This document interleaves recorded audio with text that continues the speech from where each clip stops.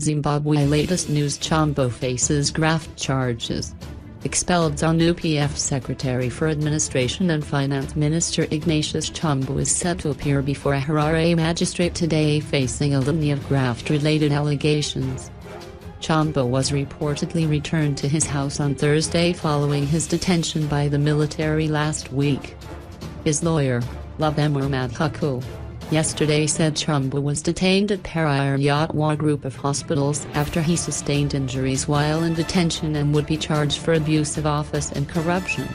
We have agreed that they will bring him to court tomorrow at 9 a.m. He is being charged for abuse of office basically when he was Minister of Local Government. Some of the allegations arise from his actions he allegedly did in 1997 and the latest charge being allegedly the abuse of government inputs scam in 2005, Dlathu said. He was picked up by the military last week during the launch of Operation Restore Legacy targeted at criminals surrounding then-President Robert Mugabe. It is alleged that Chombo was being held at King George V1 Barracks, now Josiah Magomatongagara, since his capture.